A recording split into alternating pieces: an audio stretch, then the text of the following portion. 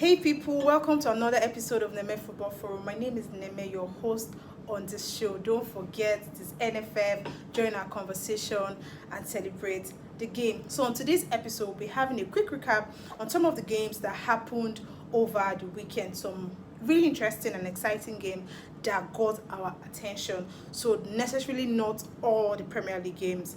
But before we go into that, we'd love for you to please give us a like, subscribe to our YouTube channel, and follow us on all social media platforms. Remember to grow this community. We need you and we need your support. Share our content with your family, your friends, those you love, and those you care about. So back to the reason why Neme is seated here today. Today we want to be looking at match week 10, and the first game we're looking at is Arsenal Sheffield. So Arsenal is currently unbeaten in the English Premier League as they successfully won Sheffield United in their home. It was clearly obvious that Arsenal had that game under control and Arsenal was going to win. Sheffield is not a threat as they are currently battling in the relegation zone. I think they are last on the table. So Nketiah left that game with a hat-trick, his first ever hat-trick for Arsenal. His first goal came from a low cross from Declan Rice. That his control was beautiful. Nketiah made sure he got the ball into the net. His second goal also came from a corner, and Nketiah was there to put it into the net. His most impressive goal for me in that game was certainly his third goal that earned him his hat-trick, which was a ball he shot from 25 yards and placed it at the top roof corner of the net. Nketiah got his first hat-trick, followed by the fourth goal, which was from Fabio Vieira. Fabio awarded himself a penalty. He played the ball. Currently, usually they will have the striker play the penalty, but Jesus is out and Nketiah is playing in place of Jesus.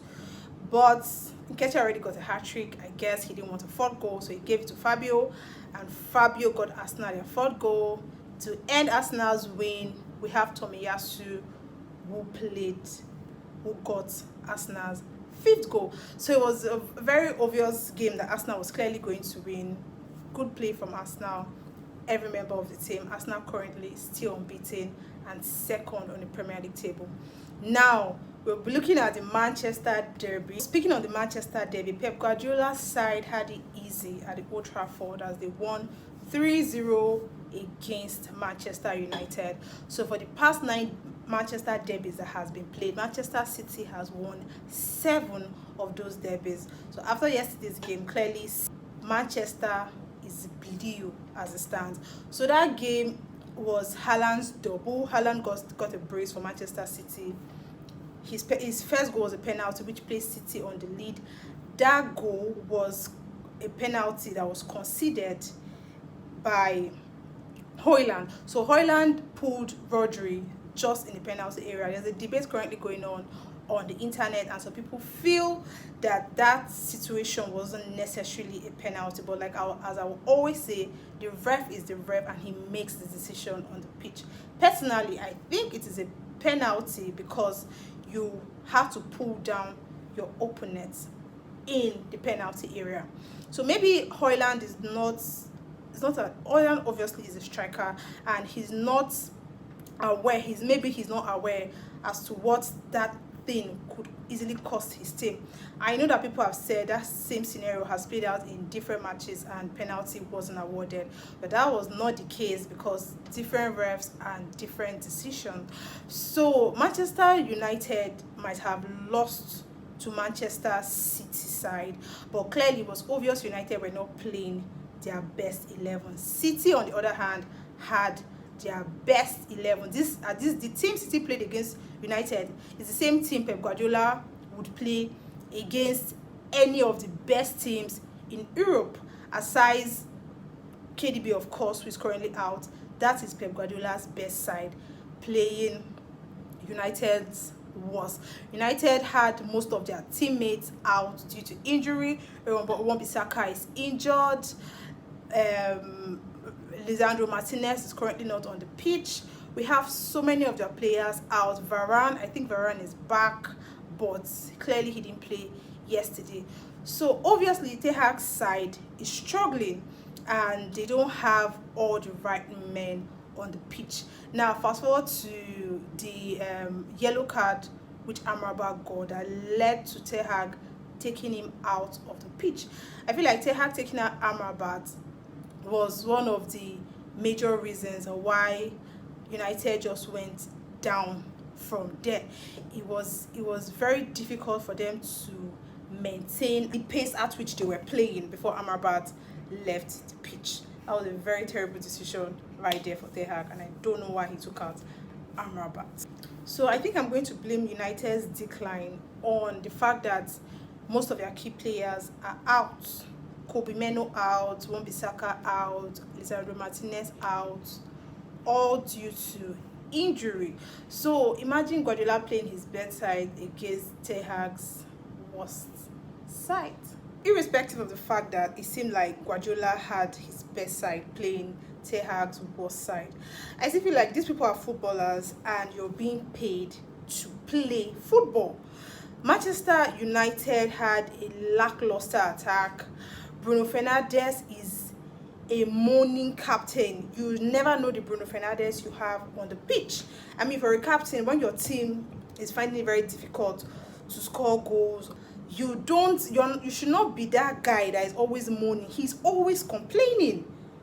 Now, it's even clear as day that Ten Hag has favoritism going on in his team. Imagine taking off Højlund when we had Rashford doing literally nothing. I think, I'm not mistaken, Rashford had a one-on-one that he missed. Bringing on Garnacho is not a problem because obviously everybody knows Garnacho is an impact player. He's one Man U's player that when he comes on, you know Garnacho is going to make an instant impact. But yesterday was not the case because United's midfield dead.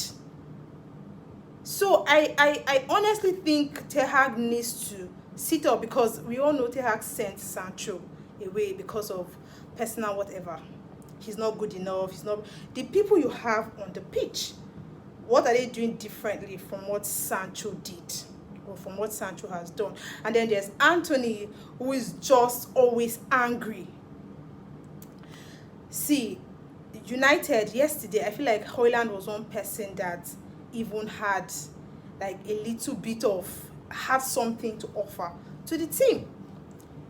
And then you subbed him out and you left Rashford on the pitch. There's no way we are expecting Højlund to perform magic. Højlund is a player that needs supply to function. He's a striker. If Højlund is not getting those assists, those balls, then there is no way you expect him to give you a goal. Onana, on the other hand, is one of the reasons why Man U didn't even concede more than 3 goals. That man saved so many shots. The pressure that was mounted on Onana was too much. And then the defense dead.